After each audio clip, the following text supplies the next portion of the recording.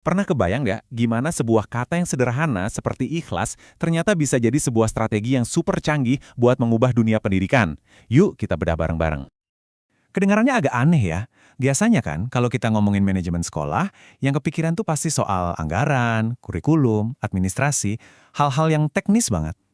Tapi, gimana kalau ternyata kunci buat perubahan yang beneran ngefek, itu justru ada di sesuatu yang jauh lebih fundamental. Nah, masalahnya tuh seringkali ada di sini. Dulu, peran pengawas sekolah itu sering banget dianggap kayak inspektur. Datang, periksa, nilai, terus pulang. Pendekatan kayak gini tuh administratif banget, dan jujur aja sering bikin ada jarak. Sekarang paradigmanya lagi bergeser. Pengawas bukan lagi inspektur, tapi mitra profesional yang tugasnya mendampingi dan menginspirasi. Dan ini bukan cuma soal ganti nama jabatan loh. Pergeseran ini tuh soal transformasi total. Soal peran dan tanggung jawab pengawas sekolah yang berubah dari sekedar penilai menjadi teman seperjalanan sejati buat sekolah. Kenyataannya, pendekatan yang lama itu emang sering mentok. Susah banget buat benar-benar tahu apa sih yang dibutuhin sekolah, gimana caranya membangun kemitraan yang setara, dan gimana menjaga komitmen semua orang. Nah, dari sinilah sebuah pendekatan baru lahir, dari refleksi mendalam di lapangan. Terus, solusinya apa dong? Jawabannya adalah strategi ikhlas. Dan ini bukan sekedar akronim biasa, ini sebuah filosofi yang kuat banget. Filosofi yang menggabungkan ketajaman pikiran dengan kehangatan hati buat mengubah total cara kita mendampingi sekolah. Kata ikhlas sendiri artinya dalam banget ya, bersih hati, tulus, niatnya murni. Dalam konteks ini, ikhlas jadi sebuah kerangka kerja yang menyatukan aspek profesionalisme dengan nilai-nilai kemanusiaan. Tujuannya? Buat menciptakan perubahan yang beneran bermakna dan awet. Oke, ini dia gambaran besarnya. Strategi ikhlas itu jadi pusat dari 6 nilai inti yang saling nyambung. Anggap aja ini kayak sebuah siklus yang terus berputar. Setiap elemen di dalamnya saling menguatkan satu sama lain buat mendorong kemajuan yang nyata di sekolah. Penasaran? Ayo kita bedah satu persatu. Jadi, apa aja sih keenam nilai inti ini? Gampang kok. Akronim ikhlas itu sendiri adalah panduannya. Setiap hurufnya mewakili satu pilar penting dalam proses pendampingan. Semuanya dimulai dari I untuk identifikasi. Ini bukan cuma soal ngelihat angka di kertas, tapi tentang memahami dengan mata hati dan pikiran. Artinya kita harus gali kebutuhan nyata lewat analisis data. Contohnya pakai rapor pendidikan, semacam rapor kesehatan sekolah, dan juga lewat obrolan yang mendalam dengan kepala sekolah dan para guru. Lanjut ke K, kolaborasi.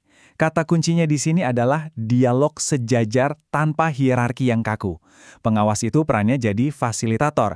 Dia menciptakan ruang yang aman buat semua orang, buat kerja bareng, lempar ide, dan cari solusi sama-sama. Nggak ada lagi tuh atasan bawahan. Terus ada H, humanis. Nah ini bagian menyatukan hatinya.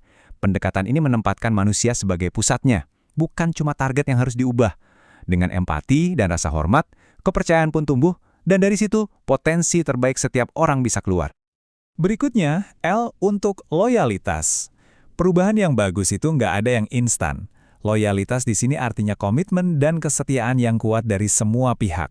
Semua harus siap mengawal sekolah melewati proses yang panjang dan kadang penuh tantangan sampai tujuannya tercapai. Kemudian A untuk adaptif. Kita tahu kan, dunia pendidikan itu dinamis banget. Pengawas yang adaptif itu harus gesit. Dia bisa menyesuaikan strategi dengan kebijakan baru, teknologi baru, atau bahkan budaya lokal sekolah. Biar pendampingannya selalu nyambung dan efektif. Dan yang terakhir, S untuk solusi. Pendampingan itu nggak boleh berhenti cuma di identifikasi masalah aja.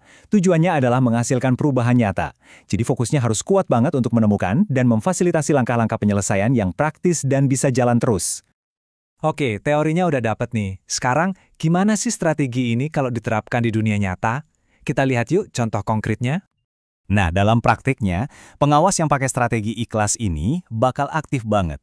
Mereka nggak cuma datang buat ngawasin, tapi juga ikut memfasilitasi diskusi soal data, bantu guru-guru bikin komunitas belajar yang solid, kasih asistensi buat nyusun modul ajar, sampai ikut mastiin dana BUSP, itu loh bantuan operasional satuan pendidikan dipakai dengan benar buat ningkatin kualitas. Tentunya, semua strategi ini nggak ada artinya kalau nggak ada hasil kan? Jadi, apa sih dampak nyata dari pendekatan ikhlas ini di sekolah-sekolah? Kutipan ini keren banget ya, benar-benar merangkum tujuan akhir dari strategi ikhlas.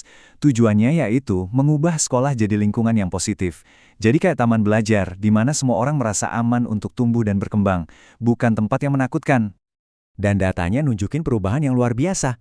Coba lihat deh, sebelum ada ikhlas, program sekolah seringkali dibikin tanpa dasar data, komunitas belajar guru adem ayem aja, dan pemanfaatan platform digital kayak PMM, platform Merdeka Mengajar, itu rendah banget.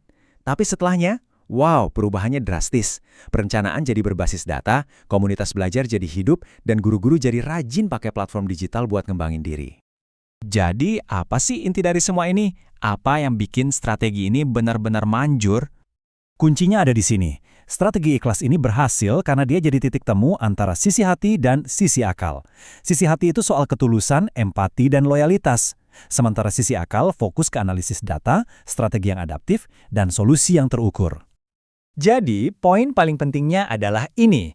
Transformasi sejati dalam pendidikan itu nggak bisa cuma ngandelin satu sisi aja. Nggak bisa cuma data dan strategi, tapi juga nggak bisa cuma niat baik dan empati doang. Keajaibannya itu terjadi ketika keduanya, hati dan pikiran, bekerja sama secara harmonis, seimbang. Nah, ini ninggalin kita dengan satu pertanyaan buat direnungkan. Gak peduli Anda seorang pengawas, kepala sekolah, guru, atau bahkan orang tua, coba bayangkan deh, dampak apa yang bisa terjadi kalau pendekatan yang seimbang antara ketulusan dan strategi ini kita terapkan di lingkungan pendidikan kita. Perubahan bisa dimulai dari sana.